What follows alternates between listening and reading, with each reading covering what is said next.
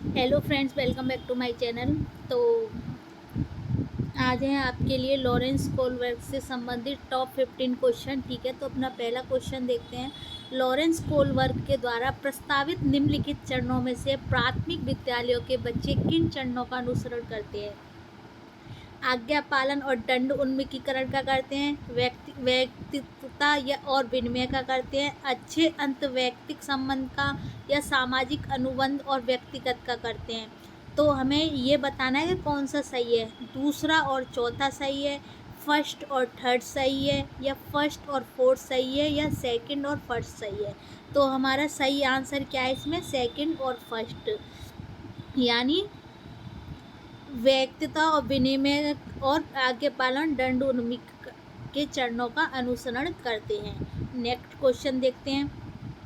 Kohlberg के अनुसार बच्चे सीखते किस प्रकार से हैं? संज्ञानात्मक विकास के चरण से, शारीरिक विकास के चरण से, या संवेगात्मक विकास के चरण से, या नैतिक विकास के चरण द्वारा। तो बच्चे सीखते कैसे हैं? कोहलबर्ग के अनुसार नैतिक विकास के चरण के द्वारा। ठीक है, नेक्स्ट देखते हैं। एक बच्चा तर्क प्रस्तुत करता है कि आप यह मेरे लिए करें और मैं आपके लिए करूँगा। यह बच्चा कोलबर्ग की नैतिक तर्कणा की किस अवस्था के अंतर्गत आएगा? अच्छा लड़का लड़की अभिमुखीकरण के अंतर्गत, या सामाजिक अनुबद्ध अभिमुखीकरण के अंदर, या सहायक उद्देश्य अभिमुखीकरण के अंदर, या दंड और आज्ञा पालन अभिमुखीकरण के अंदर। तो ये आएगा सामाजिक अनुबद्ध और अभिमुखीकरण के अंदर। ठीक है, नेक्स्ट देखते हैं। ये रिपीट हो गया क्वेश्चन। कोहलबर्ग के अनुसार सही और गलत प्रश्न के बारे में निर्णय लेने में शामिल चिंतन प्रक्रिया को क्या कहा जाता है? नैतिक दुविधा कहा जाता है, सहयोग की नैतिकता कहा जाता है, नैतिक तर्कणा कहा जाता है, ना नैतिक यथार्थवाद कहा जाता है। तो इसको कहा जाता है नैतिक तर्कणा। यानी कोलबर्ग के अनुसार सही और गलत के बारे में अगर निर्णय लेते हैं तो इस चिंतन प्रक्रिया को कहा जाता है नैतिक तर्कणा। ठीक है, अपना नेक्स्ट क्वेश्चन देखते हैं। लॉरेंस कोहलबर्ग के नैतिक तर्क के सिद्धांत की अनेक बातों के लिए आलोचना की जाती है। इस आलोचना के संदर्भ में निम्नलिखित में से कौन सा कथन सही है? कि अपनी सैद्धांतिक रूपरेखा और पहुंचने के लिए कोलबर्ग ने पियाजे के सिद्धांतों को दोहराया है, ये सही है? या कोलबर्ग ने नैतिक तर्क के प्रत्येक सोपान के लिए विशेष उत्तर नहीं दिया है, क्या ये सही है? या कोलबर्ग का सिद्धांत बच्चों के प्रत्युत्तरों पर ध्यान केंद्रित नहीं करता, या कोलबर्ग अपने अध्ययन को मूलतः पुरुष के नमूनों को आदृत रख। तो हमारा कौन सा आंसर सही है? इसमें हमारा आंसर सही है कि अपनी सैद्धांतिक रूपरेखा पहुंचने के लिए कोहलबर्ग ने पियाजे के सिद्धांतों को दोहराया है। ठीक है, अपना नेक्स्ट क्वेश्चन देखते हैं। बच्चों में नैतिकता की स्थापना के लिए सर्वोत्तम मार्ग कौन सा होता है? उन्हें धार्मिक पुस्तकें पढ़ाना चाहिए, या शिक्षक का आदर्श रूप में व्यवहार करना चाहिए, या उनका मूल्य शिक्षा पर मूल्यांकन करना चाहिए, या उन्हें प्रातःकालीन सभा में उपदेश देना चाहिए? तो इसका सही आंसर क्या है? शिक्षक का आदर्श रूप में व्यवहार करना चाहिए। अपना नेक्स्ट क्वेश्चन देखते हैं। रोहित ने अजय की डेस्क से ली हुई पेंसिल वापस रख दी क्योंकि उसे पकड़े जाने पर सजा मिलने का डर था। तो यह कोलबर्ग के किस स्तर को बताता है?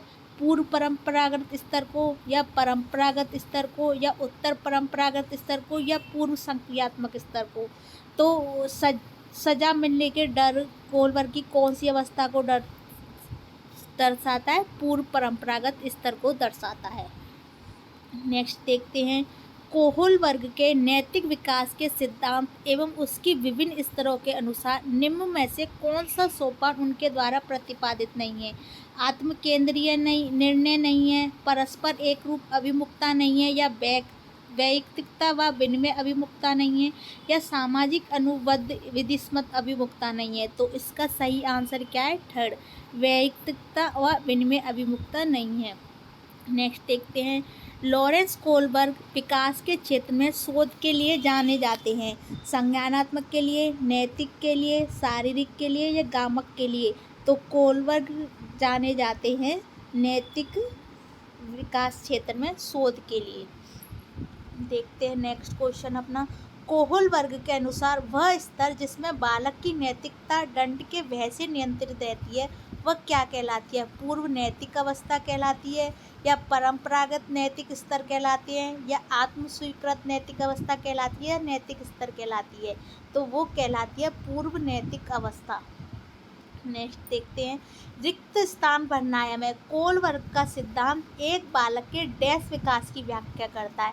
अनैतिक की करता है, नैतिक की करता, अनैतिक व नैतिक की दोनों की करता है, या इनमें से कोई नहीं करता? तो कोल वर्ग का सिद्धांत एक बालक के कायिक विकास की व्याख्या करता है, नैतिक के विकास की व्याख्या करता है। नेक्स्ट देखते हैं, अपना नेक्स्ट क्वेश्चन देखते हैं। 9 वर्ष के बालक की नैतिक तर्कना आधारित होती है, किसी कार्य के भौतिक परिणाम और उसकी अच्छाई या बुराई को निर्धारित करते हैं, या कोई कार्य सही होना इस बात पर निर्भर करता है कि उससे व्यक्ति को अपनी आवश्यकता पूर्ति होती है, या नियमों का पालन करने के बदले में कुछ लाभ मिलना चाहिए, या सही कार्य वह है जो उस व्यक्ति के द्वारा किया जाए जो अन्य व्यक्ति को अपने व्यवहार से प्रभावित करता है।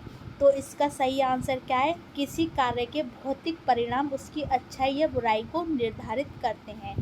नेक्स्ट क्वेश्चन देखते हैं अपना, कोहल वर्ग के नैतिक विकास के सिद्धांत के अनुसार निम्न अवस्था में लोगों की आशा तथा इच्छाएं पूरी करने के संदर्भ में सही या गलत का निर्णय लेता कौन है? अवस्था 1, अवस्था 2, अवस्था 3 या अवस्था 4? तो इसका सही आंसर क्या है? अवस्था 2 इसका सही आंसर है, यानी अवस्था 3। लॉरेंस कोहलवर्ग के सिद्धांत के अनुसार किसी कार्य को इसलिए करना क्योंकि दूसरे इसे स्वीकृति देते हैं नैतिक विकास के डैश चरण को दर्शाता है। उत्तर प्रथागत को, अमूर्त संक्रियात्मक को, प्रथापूर्व को, या प्रथागत को? तो इसका सही आंसर क्या है? 4, प्रथागत को। ठीक है, नेक्स्ट देखते हैं, निम्नलिखित में से कौन सी लॉरेंस कोहलवर्ग के द्वारा प्रस्तावित नैतिक विकास की एक अवस्था है?